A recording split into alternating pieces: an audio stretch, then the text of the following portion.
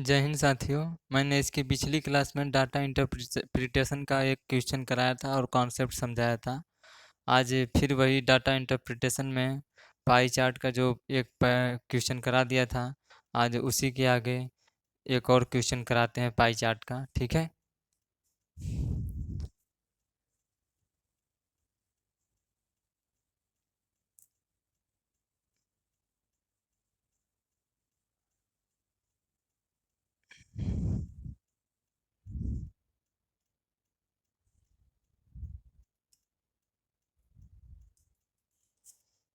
आइए आइए फिर।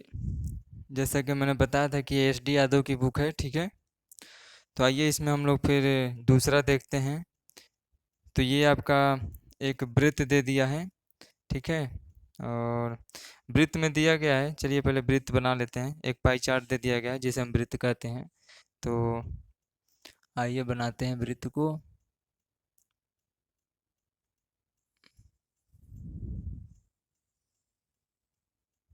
ठीक, और यहाँ पे ऐसे दे दिया है, इसको डिवाइड कर दिया है और इसको ऐसे डिवाइड कर दिया है और यहाँ पे खर्च दिखा दिया है। ये वस्त्र का, ये आवास का, ये शिक्षा का, ये यातायात का। चलिए फिर यहाँ पर देखते हैं। ये हो गया, अन्य हो गया, अन्य 20% है। और यातायात जो है 5% है। और शिक्षा पर हमारा दिया है 12%। और आवास, आवास पर दिया है 15%। इसके बाद वस्त्र, वस्त्र पर दिया है 10%। और भोजन पर हमारा व्यय दिया है 23%। और बचत ये कितना कर रहा है? बचत कर रहा है 15%, ठीक है। तो चलिए, तो ये क्वेश्चन में निर्देश में दिया गया है, यहाँ दिए वृत्त लेखा चित्र में एक परिवार द्वारा वर्ष 1998 में विभिन्न मदों, मतलब कर रहा है कि विभिन्न जगहों पर, ठीक है, खर्च को दर्शाया गया है। तो लेखा चित्र का अध्ययन करके निम्न प्रश्नों का उत्तर दीजिए। अब ये पाई चार्ट दे दिया है, अब इस पे 5 क्वेश्चन दिया है, ठीक है। उन्हीं क्वेश्चनों का हमें जवाब देना है। जैसे कि हमने पिछली क्लास में बताया था कि ये पाई चार्ट में जितने भी खर्च हैं इनको जोड़ोगे तो टोटल 100% आएगा। अब जैसे जोड़ लो, यहाँ पर 20% है, 20, 5, 25, इसको 25, 12 जोड़ोगे, फिर इसको 15, 10, 23, टोटल 100% आ जाएंगे। तो आइए इसमें पहला क्वेश्चन क्या कह रहा है। पहला क्वेश्चन हम लोग लगाते हैं। पहला क्वेश्चन कर रहा है, यदि 1998 का कुल खर्च 46,000 रुपये था, तो भोजन की मद में किया गया खर्च, मतलब भोजन पर किया गया खर्च ज्ञात कीजिए। देखिए कुल कितना है, 46,000 रुपये था। ये टोटल कितना उसने खर्च किया है, 46,000 रुपये। 46,000 का मतलब 100% का हो गया, पूरा 46,000 रुपये उसने खर्च किया। तो कह रहा है कि भोजन पर खर्च कितना था। तो भोजन पर आप देख रहे हैं 23% खर्च किया है। तो कुल खर्च का यदि हम 23% निकाल दें, यही हमारा भोजन का खर्च है। तो कुल खर्च का ये कुल खर्च हो गया। अब इसमें इसका 23% निकाल दें, ठीक है। 23% का मतलब कि 100। हमने आपको पहले बताया था पहले वीडियो में कि इसमें प्रतिशत, एवरेज और अनुपात का नॉर्मल यूज होगा। तो देखिए हो रहा है, प्रतिशत है तो प्रतिशत का मतलब आप जानते हैं कि बटा में 100। तो 23% है तो 23 बटा में 100, ठीक है। यहाँ से ये 2 जीरो से 2 जीरो कट जाएगा।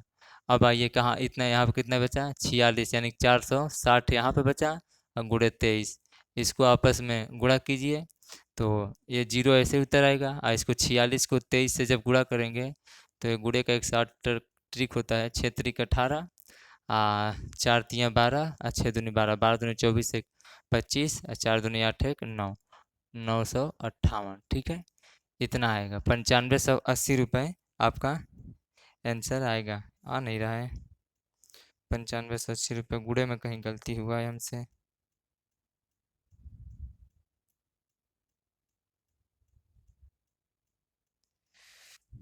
गुणा में कहीं गलती हुआ है।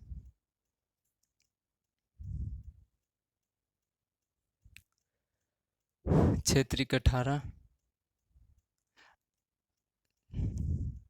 क्षेत्रीय 18, 4 3 12, क्षेत्रीय 12 दूनी 24, 1 25, ठीक 25 हो गया।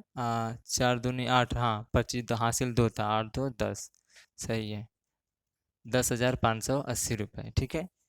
अब ये तो हो गया, तो भोजन पे 10,580 रुपये खर्च हुए, ठीक है। अब दूसरा क्वेश्चन देखते हैं क्या कह रहा है। तो दूसरा नंबर क्वेश्चन देखते हैं। तो दूसरा नंबर क्वेश्चन कह रहा है कि यदि कुल खर्च 46,000 रुपये था, ये तो है ही 46,000 रुपये पिछले ही क्वेश्चन में दिया था, तो वस्त्रों और आवास पर कुल कितना खर्च होगा। इस प्रकार का क्वेश्चन पहले भी वीडियो में हमने देखा था। तो वस्त्रों और आवास पर, ये वस्त्र पर 10% खर्च हो रहा है और आवास पर 15% है, तो इन दोनों को जोड़ लीजिए। तो ये कितना, वस्त्र पर 10% है और आवास पर है 15%, तो दोनों को जोड़ेंगे तो कितना आएगा 25%, ठीक है 25% हो गया। अब हमारा पूरा खर्च कितना है, 46,000 रुपये है पूरा खर्च। तो पूरा खर्च 46,000 रुपये है, तो 46,000 रुपये है, तो 46,000 का हम लोग 25% निकालेंगे, तो ये हमारा इन दोनों का निकल जाएगा 25% मतलब बट्टे में 100, ये 0 से 0 कट गया और यहाँ पे आया कितना 460 गुणे 25, इसको आपस में गुणा कीजिए।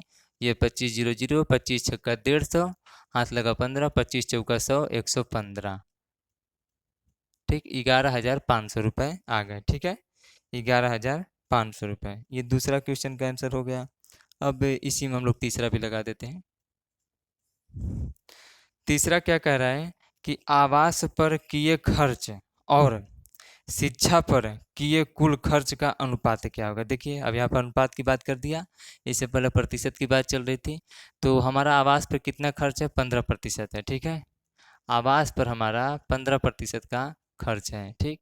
और शिक्षा पर 12% का खर्च है। तो ये पूछ रहा है कि आवास, हाँ पहले आवास दिया गया है, हाँ पहले पूछा है आवास है, कहा है कि आवास पर खर्च और शिक्षा पे खर्च का अनुपात क्या होगा। तो ऐसे निकालना है। जो क्वेश्चन में दिया है पहले आवास दिया है, तो पहले आवास और यह अनुपात का चिन्ह होता है, उसके बाद शिक्षा, तीन दोनों को निकालिए। तो आवास पे आप जानते हैं कि 15% का खर्च है, तो पूरे का 15% है ना, तो पूरा कितना था 46,000 रुपये था, तो पूरा कितना था 46,000 का 15% मतलब बटे में 100, फिर अनुपात है। और फिर शिक्षा पे दिया था, तो शिक्षा पे 12% का खर्च है, यानी कि 46,000 का 12%, 46,000 जो टोटल था हमारा पूरा खर्च जो था, ठीक। तो अनुपात में क्या होता है कि ये सब अंक जो है, ये अनुपात का मतलब होता है कि एक प्रकार से बटे में, ठीक है। तो अनुपात में जो सेम अंक होते हैं वो कट जाते हैं। अनुपात का एक प्रकार से मतलब होता है कि बटे में लिखा है, ये नीचे 100, ये 100 कट जाएंगे, ठीक। अब ये 15:12 बचा, इसको 3 से काट दीजिए, 3 पचे 15 और 3 चौक 12, कितना हुआ 5:4, ठीक। ये इसका आंसर हो गया 5:4, इसका आंसर हो गया, ठीक है आंसर आ रहा है। ये हो गया हमारा कितना क्वेश्चन, 3 क्वेश्चन हो गया। और चौथा क्वेश्चन चलिए देखते हैं। चौथा क्वेश्चन क्या कह रहा है, ग्राफ चित्र से पता चलता है कि सर्वाधिक खर्च वाली मद कौन सी थी, मतलब सर्वाधिक खर्च वाला भाग कौन सा है इसमें। तब इस ग्राफ से देख के बताइए कि सबसे ज़्यादा खर्च कहाँ पर हुआ है। सबसे ज़्यादा खर्च यहाँ भोजन पर हुआ है 23%, ठीक है। आप देख करके अनुमान लगा सकते हैं कि वस्त्र पर 10-15%, आवास पर शिक्षा पर 12%, यातायात पर 5%, अन्य पर 20%, बचत 15%, यानी कि भोजन पे ही सबसे ज़्यादा खर्च हुआ है 23%। तो इसका आंसर हो जाएगा भोजन, ठीक है। अब यहाँ तक इतना होने के बाद में लास्ट क्वेश्चन है 5 नंबर, आइए इसको लगाते हैं। यदि परिवार का 1998 का कुल खर्च 46,000 रुपये था, ये तो सबको पता है कि इस पूरे का खर्च शुरुआत में ही दे दिया था कि 46,000 रुपये है, तो परिवार की बचत कितने रुपए थी। परिवार की बचत ये 15% दिया है, तो पूरा जितना खर्च है उसका 15% निकाल दीजिए, बचत आ जाएगा। तो 46,000 का खर्च था, ठीक है, और इसका 15% हम निकालेंगे बचत। तो 15% प्रतिशत का मतलब कि बटे में 100 होता है, ठीक है। अगर कहीं पर प्रतिशत लिखा हुआ है तो इसका मतलब होता है कि 1/100, ठीक है। तो इस 00 से 00 खत्म हो गया। और यहाँ पे आया कितना 460 गुणे 15। आंसर कितना आ जाएगा इसका 0, 15 छक्का 90 और 15 चौका 60 और 60 9 69, 6900। ठीक है, 6900 इसका आंसर आएगा। हाँ, आंसर आ गया। ठीक है, ये दूसरा क्वेश्चन हुआ है। चलिए ऐसे ही धीरे धीरे अब आज ये क्वेश्चन हो गया। ऐसे धीरे धीरे अब क्वेश्चन बढ़ाते जाएंगे, वीडियो अभी ज़्यादा लंबा नहीं करेंगे, धीरे धीरे वीडियो को बड़ा करेंगे। तो ठीक है दोस्तों, जय हिंद साथियों।